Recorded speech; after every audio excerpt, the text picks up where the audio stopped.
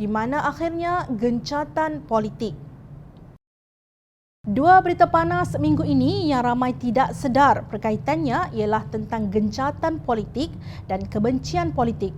Naib Presiden Amanah Datuk Seri Dr. Mujahid Yusof telah membuat analisis yang panjang lebar mengenai gencatan politik antara UMNO dan Bersatu. Gencatan politik adalah satu tanda kesediaan untuk berhenti seketika dari apa sahaja sengketa antara dua pihak yang bertelagah. Dalam hal ini, kenyataan Presiden UMNO Datuk Seri Zahid Hamidi difahami merujuk kepada perbalahan UMNO dan Bersatu yang kritikal menanti pecah, kata Mujahid. Menurut beliau, kedua parti itu berbalah kerana UMNO merasa dirinya dibuli parti budak baharu yang cuba berlagak macam abang long kawasan setelah mendapat kuasa menerusi Perikatan Nasional.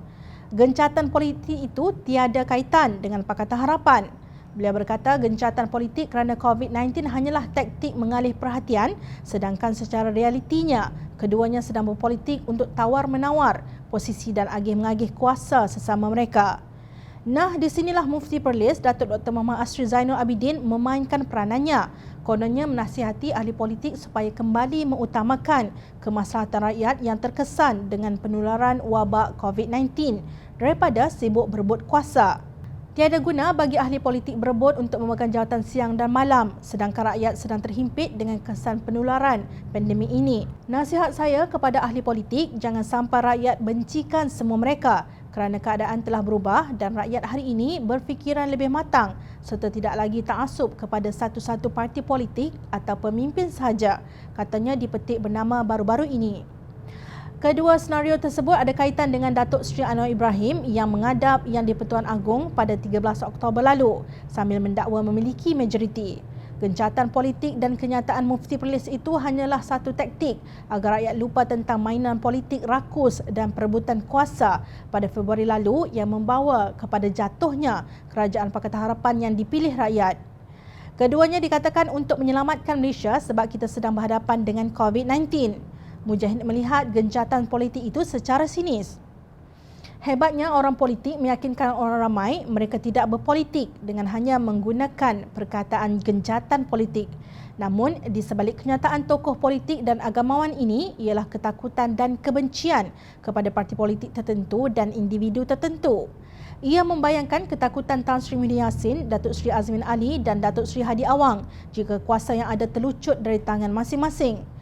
Benar seperti kata Mujahid bahawa bagi Pakatan Harapan, gencatan politik Zahid tidak ada kena-mengena. Kenapa kami perlu berdiam diri dengan kegagalan Perikatan Nasional dan Muhyiddin mengendalikan krisis hari ini? Beliau bertegas bahawa salah satu fokus untuk pengurusan krisis COVID-19 ialah menukar Perikatan Nasional dan seluruh kabinetnya yang telah menjejaskan kepercayaan rakyat kepada usaha kerajaan menangani COVID-19. Lebih-lebih lagi, Belanjawan Negara 2021 akan dibentangkan pada November ini.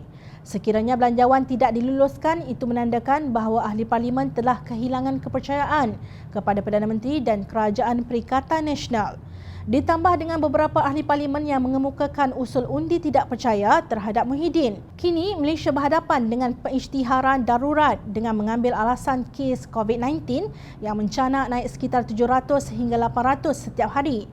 Perkara 150 Perlembagaan Persekutuan menyatakan bahawa Yang di-Pertuan Agong boleh mengisytiharkan keadaan darurat sekiranya keselamatan, ekonomi atau ketenteraman awam negara terancam.